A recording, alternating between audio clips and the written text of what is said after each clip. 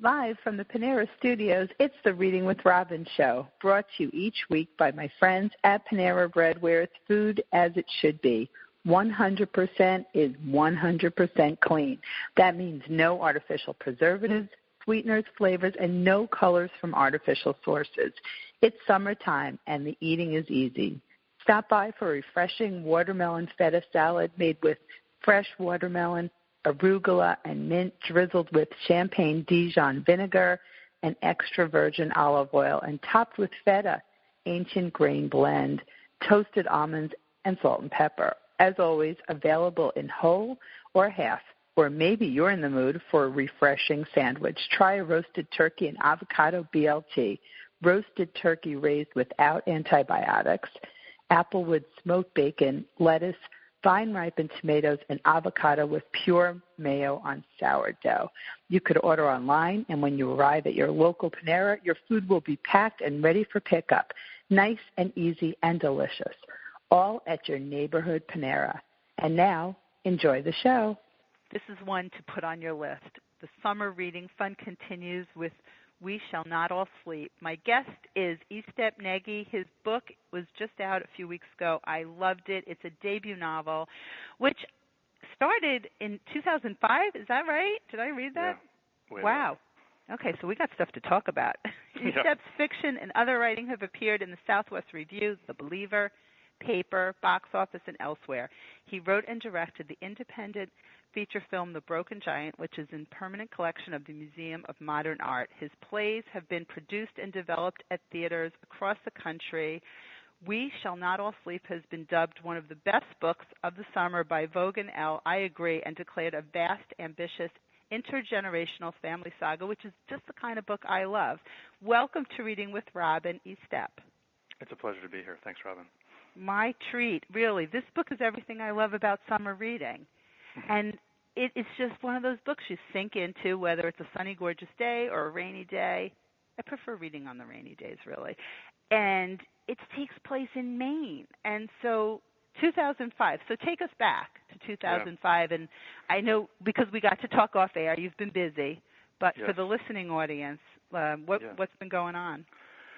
Well, in 2005, I was coming off of a number of years of fairly intense failure. It felt like because I had made this movie in my mid-20s, and so for a minute there, I felt like I was really doing great.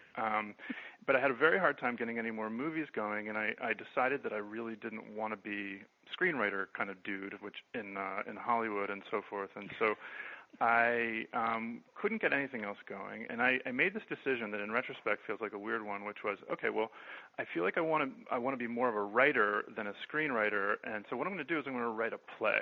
And I wrote a play, for a short play, a farce, something that was the exact opposite of everything I've been doing up to that point, for the National 10-Minute Play Contest down in Louisville, and it was a great experience. It was almost a religious experience and kind of remembering about real writing as opposed to math, which is what screenwriting can sometimes feel like. And it went great, and so I started writing plays for a period of time, but it just didn't work out. Like I just couldn't get anything going.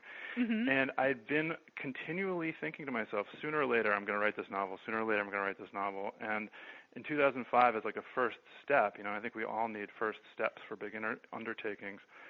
I started making notes, and they're almost incomprehensible now. I went back and looked. Oh, really? Just one word. It's like conflagration and It's a good word. I'm going to pick a word. Yeah. It's a good one to pick. I know. And so I started it then, and then finally I almost feel like I had to have some event in my life give me a little bit more courage to get started. And I got married in 2011, and shortly after that I started writing the book. And it was a great experience until the difficulties started, which are inevitable. Which they tend to do. So were you able to make out the notes? Did you write this in, I guess, longhand, right? No, I didn't. No. I'm definitely a typer. Oh, so you could read it then? Okay, I didn't. Right. Sure. No, but I have these very long and sort of gnomic notebooks that I work on, and I have a ton of them. And sometimes I get them wrong. And my wife uses notebooks too, and so sometimes she takes my important notebooks to meetings and things like that. And it's a train. She takes the important notebooks. Now you haven't been married that long. You need to fix that one. By accident, she does. By accident. Yeah.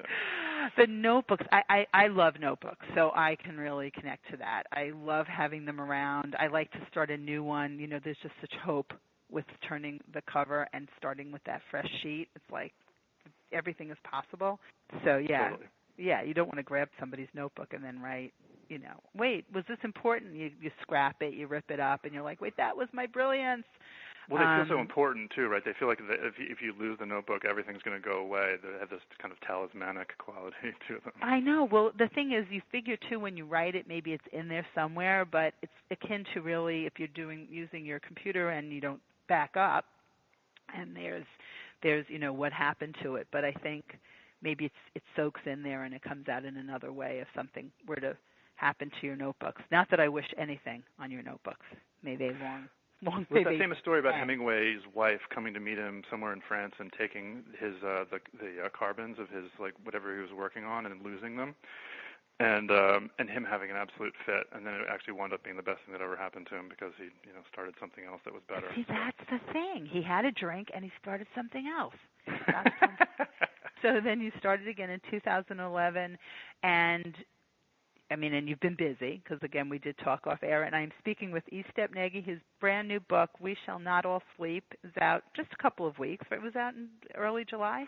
July 3rd, yep. Yeah, it's just out. I know. I'm like, this old book has been rattling around on the shelves forever, and everybody who's read Life Between the Oceans will appreciate this wonderful quote, an utterly compelling novel from a brilliant new voice. Like, what does that feel like to hear from Stedman? You know, a brilliant new voice. And it is such a gorgeous, brilliant, smart, funny, dark, and twisted journey. I don't know. I loved it. I mean, this is my kind of book. This is my kind of book. And it can be read any time of the year, but it is a cozy summer book to me.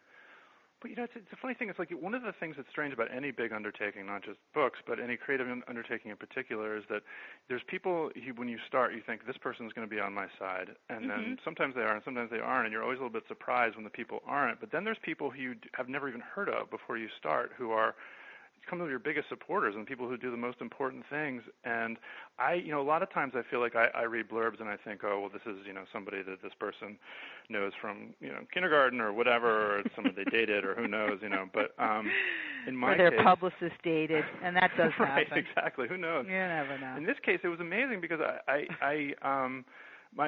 friend of mine was one of the producers of the movie version of Light Between Oceans, and he said, I think that Margot is her name, might really like this, and he sent it to her. And I honestly, I would even blush to read you her email. I mean, she could not have been nicer or more generous to me, and I think she's an amazing writer, and it's such an honor, really. Wow. Oh, I'd love to. Well, I can hold. Go get the email.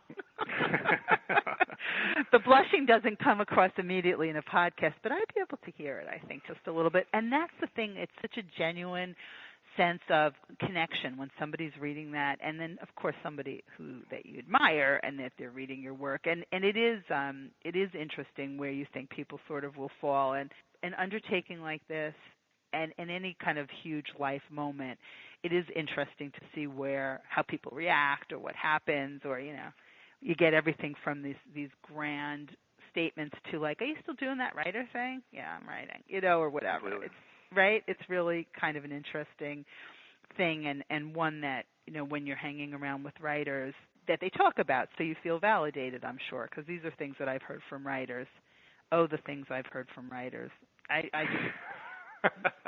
just love it. It's one of the joys of hosting Reading with Robin and these events, and really being able to be immersed in the process, but also in the ups and downs of all of it. I mean, what would you tell yourself back in 2005 about this that's book? Such a good question. I mean, it reminds me, what you just said reminds me of something that I do think about a lot, which is that had I written and published and gotten this nice response when I was in my 20s, I think it would have been a very different thing. I mean, I think I would have thought to myself, oh, hey, yeah, I'm a real writer, et cetera. And that's not what this feels like to me. I mean, it's I've been writing for so long and in such relative quiet that my first feeling was really one of relief, like, oh my God, finally, like this is actually going to see the light of day. Because there's moments where you kind of wonder, is this really going to happen? And And then I'm 46, so I'm a little bit older than your average debut novelist, and so there's a lot more at stake, I think, or not more at stake, but there is a lot at stake. I've got a wife, I've got kids, and so you want above all the thing to feel like it's really happening, and that you're not asking people to protect your writing time and stuff like that just for no reason. And so I think that what I would tell my 20-some-year-old self is just keep at it, and the thing that validates the writing is in fact the act of writing rather than, I think, the responses you get, and that's all important, but that it's not the main thing. And I think that's a little bit harder to see when you're younger. When you're in it, when you're young, yeah. And I think that there are so many people who, aspire to write, and I know people that listen to this podcast and come to the events. So it's always important to hear from the writers, and also just that this whole process, and also really thinking back to what it would have meant at different ages. And so thank you for sharing that. And people should go to your website. It's estepnegy.com, and also they can find you on Instagram, on Twitter. Do you have a Facebook author page, or did I miss it? I do. Yeah, it's new, so you might not have seen it, but it's brand new. I will make sure to link that to the podcast so people can check that out. And you will be at one of my favorite bookstores, Politics and Prose in D.C. on the 22nd of July with Diksha Basu, who is the author of The Windfall, which we've talked about. And so the two of you are in conversation. Is that how that's going? Correct. Yeah, and I'm going to have questions for her, and she's going to have questions for me. And I would just say, Rob, I think all your listeners, if they haven't read the Diksha Basu interview that you did with her, they should, because it's really amazing.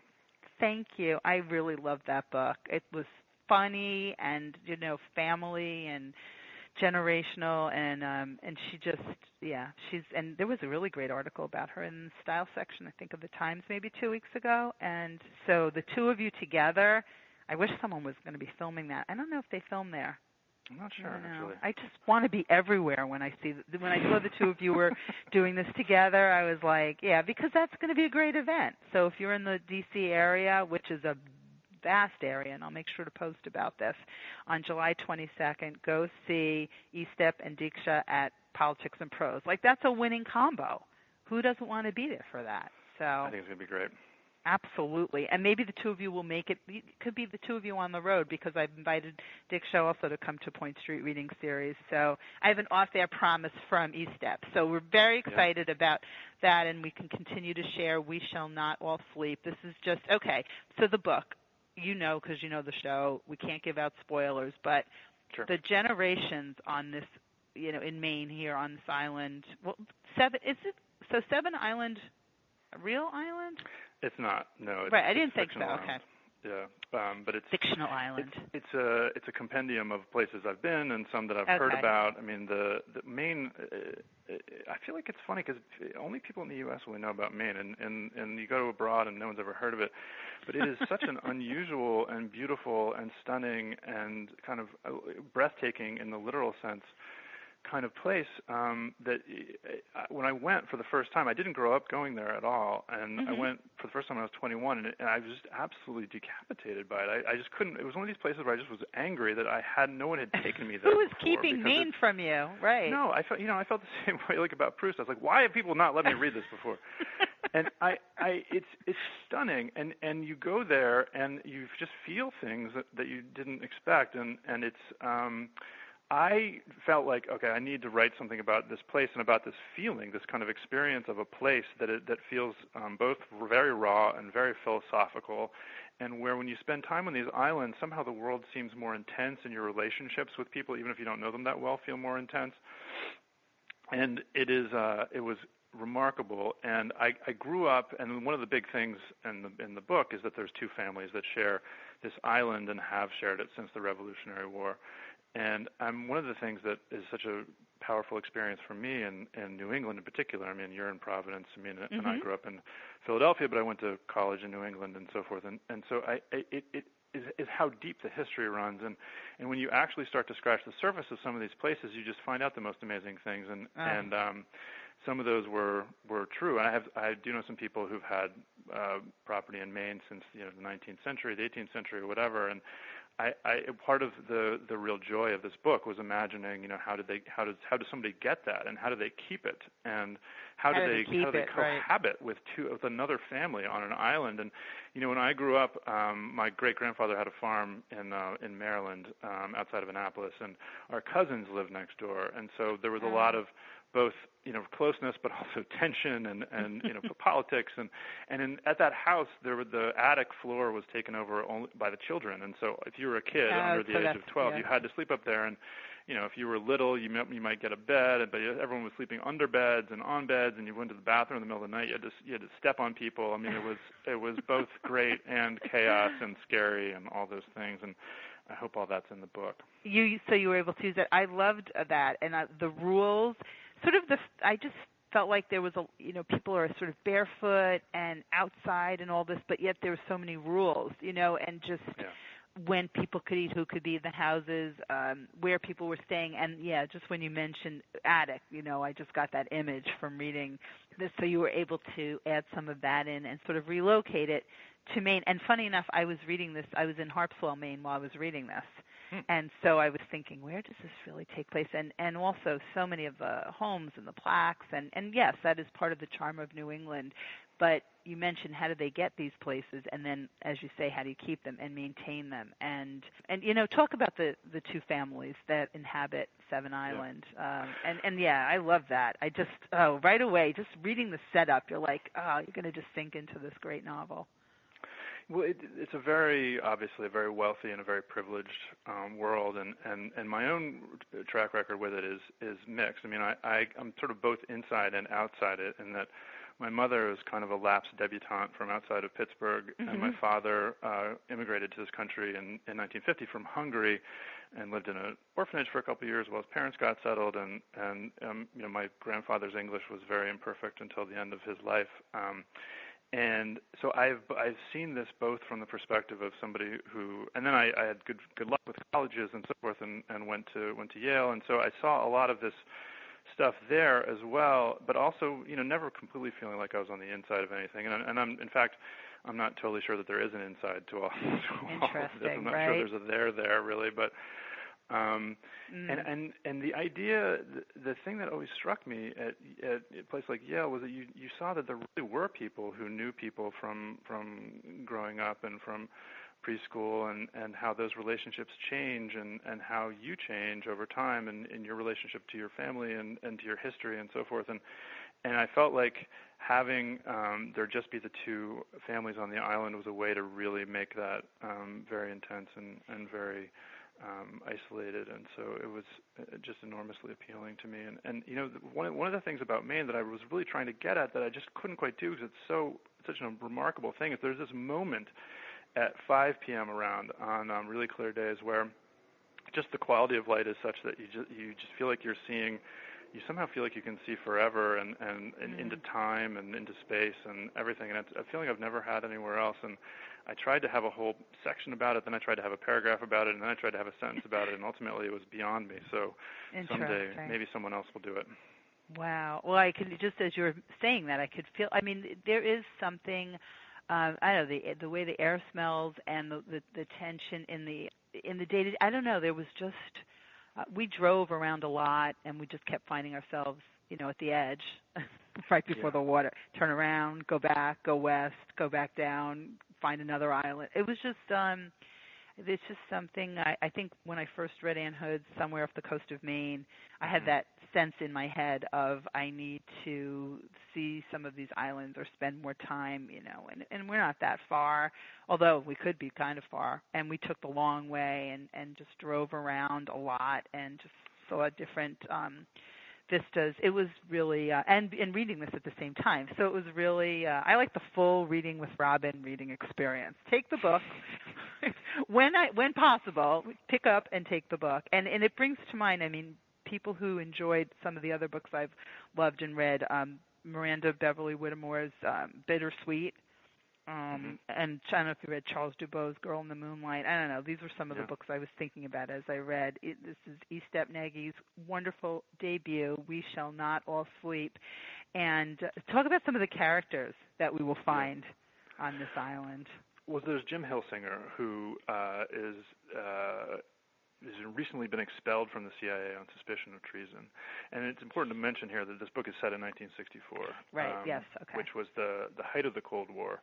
And if you keep in mind, if you remember, this is just after the Cuban Missile Crisis. It's just before Vietnam ramps up. So it was, in some respects, it was a time when you felt like there could be an all-out war with the Soviet Union, and it was a time when the CIA and really the State Department and the government in general was a place where people, I think, really across the country and aspired to go, and they felt like it was the place where the best people were, and I think that is a kind of remarkable moment in time. It obviously wound up with the Vietnam War, so whether or not it had good results, I think is open to question. But Jim Hilsinger is definitely one of the people who went to the CIA thinking that this was kind of a proving ground, and he's been thrown out of it. So he's somebody who's been forced to really re-examine what he thought was a calling for him. And one of the things that he does in trying to work through all this is that he decides to put his son, Kata, on a nearby island wilderness for 24 hours as a test, and he justifies this by saying that we need to build better soldiers. And I'm not sure he's entirely that was serious. A scary. That was Well, and then of course, as I was reading it, and I never read and try and figure stuff out, but then you wonder why is he doing this to his child? It was very interesting, but like that moment of leaving somebody without any provisions. As a father, right? You're a father. Can you imagine doing this? I'm a father. I can't. But it was a moment in time, and it did happen. I mean, I'm in possession of the knowledge that it did happen. I bet you are. From time to time, and if it's even been incorporated into stuff, right? I mean, there's those Outward Bound programs where having a 24-hour solo is part of it. I mean, so something actually that I struggled with this book, I was like, well, are people going to think this is even a big deal, or are they going to think it's too big a deal? And I don't know. In the end, I can imagine that. Yeah, I sort of, it made sense within the storyline certainly, and I do know that this is something. From my people, I can't imagine it happening, but I can only imagine that it would be a pivotal moment in many ways, and you'll have to read to find out what happens in We Shall Not All Sleep, because secrets are the best part of a novel, where there are connections or missed opportunities or certainly misunderstandings, grudges, and whatever old feelings there are, and when those come out or are discussed, perhaps, or not. I think that's the part about certainly life and in reading novels that are just page turners, because you just, we can't speed up our own lives that quickly, but in reading a book, you can sort of get to see where these people wind up, and really fascinating, and also just the backstory. So it takes place in 1964, and then you go back to where couples have met. I mean, if you want to talk a little bit about that without giving too much away, about those connections. Getting to that point was actually a real emotional and kind of creative journey on this book, because what I first wrote was the bit about being on Maine and the Kata going to the island and so forth, and I thought the book was done, really. And I was given some very pointed advice from an old friend who happens to be a book editor, saying, look, I feel like there's too much here that I don't know that you do know. And that really struck me as a piece of advice. And so I went back and kind of put onto the page all the historical things that I'd already thought about the characters, and that became the historical superstructure. But I mean, to me, there's a couple things. I mean, there's some real history in this book that is absolutely fascinating to me. One of the things that was happening in the CIA in the early 60s was that in roughly 1962, two defectors came in very close to each other, and it was very rare at that time for anyone to defect from the Soviet Union, and so it was a big deal. And their real names were Golitsyn and Nosenko, and you can actually look this stuff up, but they weren't sure who was telling the truth and who wasn't, because in important ways their stories conflicted, and because somebody had to be right and somebody had to be wrong in their mind, people's careers wound up getting killed over this issue. And the second guy actually wound up being put into a very punitive form of isolation detention on CIA grounds. Wow.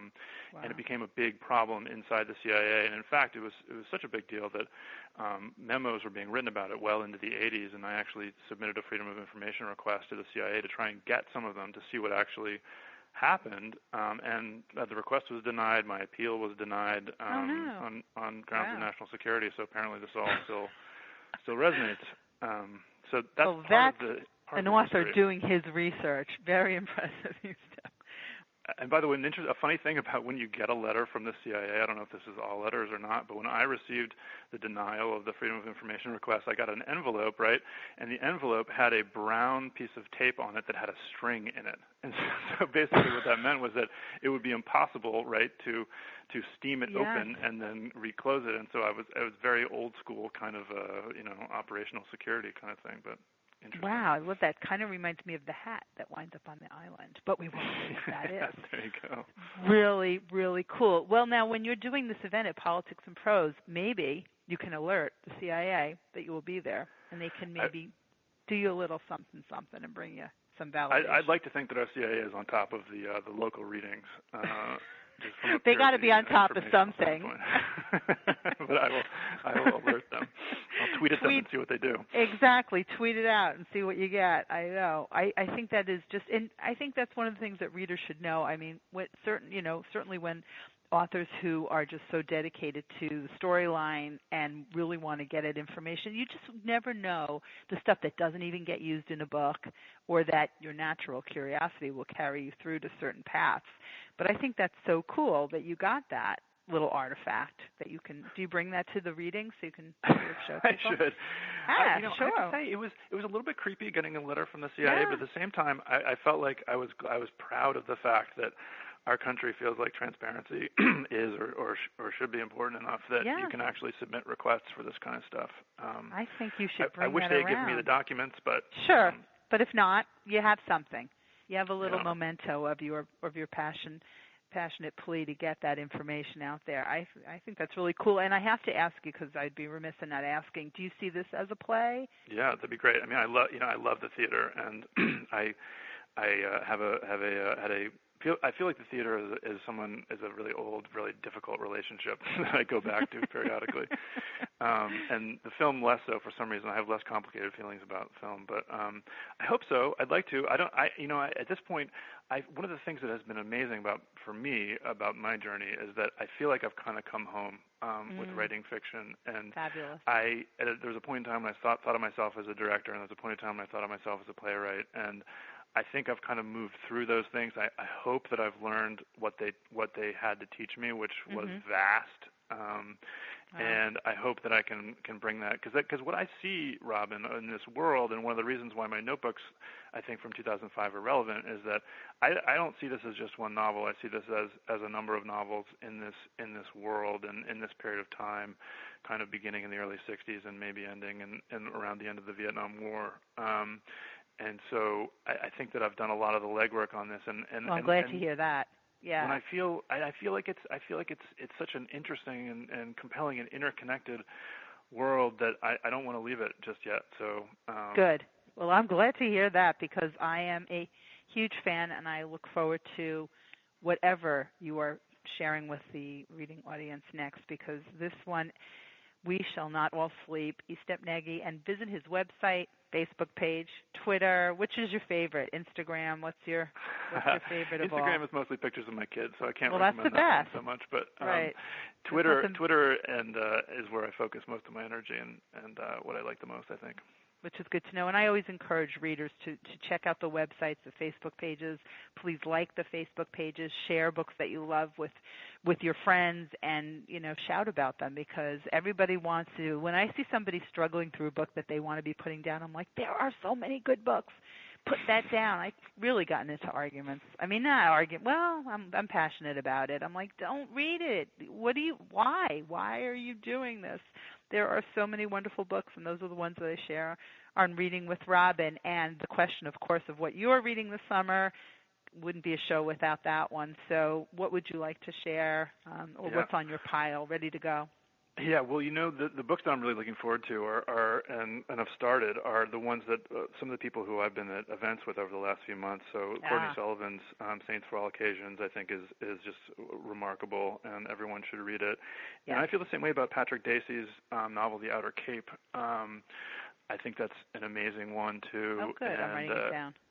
I've been rereading Garth Hallberg's City on Fire, which I think is just spectacular, and then Matt Thomas's We Are Not Ourselves is from a few years ago, and that's another one that I think is just amazing. And so, you kind of stick with the authors that you feel gratitude towards, but also one of the things that's been nice about being out on this little mini, very small circuit that I've been on is that you kind of feel like you get a little bit of an advance warning about cool stuff that's coming down the road. And so much cool stuff coming down the road. A lot.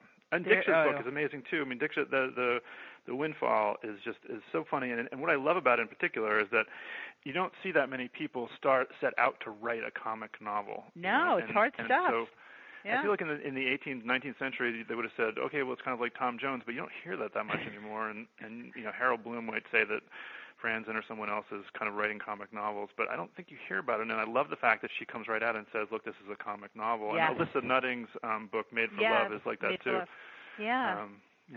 That's another good one. I know it really is hard to, when I am reading and laughing out loud, there's the okay, this is smart humor and I'm reading it and I get the jokes, where just that the character has a humor and the way they're sort of viewing it, which is different and also enjoyable with a book like Dix's where I'm just laughing. I'm like, okay, it's really funny. Or when my daughter's reading a book and I see, because it's hard to get a laugh when you're just reading by yourself, it's got to be really funny. And when I see my daughter laughing, I'm like, wait, what is that? And I'm not missing that book. So you just named a lot of really good ones. And coming down the pike, I've been looking at the ones that are reading, up through, I think, March I have, and I just finished a great one that was not funny, but it's out in February. So, there's just so much great stuff. So if you're reading a book that is not doing it for you, and I'm sure it's not a Reading with Robin pick, but if you're reading one, put it down. I think that people have a lot to work through when they just, I don't know, clean your plate, but put the book down. I don't understand, Estep. Explain to me. Well, it's a funny thing about the theater, too, right? Everyone says, oh, I should really go to the theater more, as if it's some sort of ritual humiliation you have to undergo, And I kind of feel the same way. I mean, I think, one of the things that's been great about this whole experience for me, I mean, being on Goodreads and being, talking to people and so forth, I mean, you really realize that people read for so many different reasons, and there's so many kind of books that are out there for people. I mean, I never knew the word steampunk, until about 6 months ago, and the fact that there's all these different things. I mean, wait, what's this word? I don't know this one. It's it's some there's steampunk fantasy, and it's one of these subgenres, and it's just amazing that all these things exist. Because when I was growing up, there was just books for kids, and then there was books for grown-ups, and that was it. That was it. I know they have it so much better these days. Can you imagine the books your children are growing up with? And I can only imagine the books, right? I mean, is your 4-year-old a reader? My 4-year-old is an absolute maniacal reader, and he has gotten to the point where he can't read, obviously, because he's 4. Maybe there are 4-year-olds out there somewhere, but but I figured he was a book lover. Yeah. But he remembers that, though. He can now recite most of Cars and Trucks and Things That Go, which is a Richard Scarry one, just from having listened to it. And it's eerie, but the fact that he likes books is just very, very gratifying. And so I have to sometimes restrain myself from being too proud about it, but no, go ahead, boast. That is the best. There's when kids love that, and then he's the oldest, so he passes that down, and they emulate that. And I have 2 kids who are readers, and those are the kinds of they're never bored, and they can stay up as late as they want as long as they're reading in their rooms quietly. It's all good. Robin, my 2-year-old the other day, we walked into the room and she goes, "You stole my hat," which is from that book. I Want My Hat Back, I guess. Yes, she said that. That's hilarious. Total riot. I mean, so there's just great stuff being written. That is and hilarious. The old stuff too. The old stuff. I mean, talk about Maine. Margaret Wise Brown, who wrote Goodnight Moon, spent a lot of time in Maine, And just even when I read her books, Goodnight Moon and The Little Island, and even Dr. Squash, the Doll Doctor, there's at least 2 sentences in each of those books which I would have been proud to have written. And so absolutely, Blueberries for Sal, if you're going to go back to Maine. Sure, McCloskey is fantastic. And if you're also getting to share your favorites with your children, because those classics, and yes, the lines, because they're sparse. There many of them 32 pages, and the words need to really be memorable and keep the kids' attentions. And so to share your favorites with them, I mean, that's what we did. And some of my originals or the kids' books are all saved, and seeing them read, I don't know, Beverly Cleary or, my old Judy Blume books or whatever, that is just a moment of pure, full circle, raising a reader. And there's so many wonderful new ones, but the classics. I love that your daughter, the 2-year-old, is reciting that. That is precious, and I can't top that. So I'm going to say thank you very much. Thank you, and Robin. Estep, Nagy, and I look forward to hosting you here in Rhode Island for Point Street Reading Series at a soon to be determined time. Absolutely. We shall not all sleep. Put that on your list and share it with your friends. It's a treat of a novel. I loved it, and this was such a fun conversation. Thank you so much. Thank you, Robin. This is a real pleasure.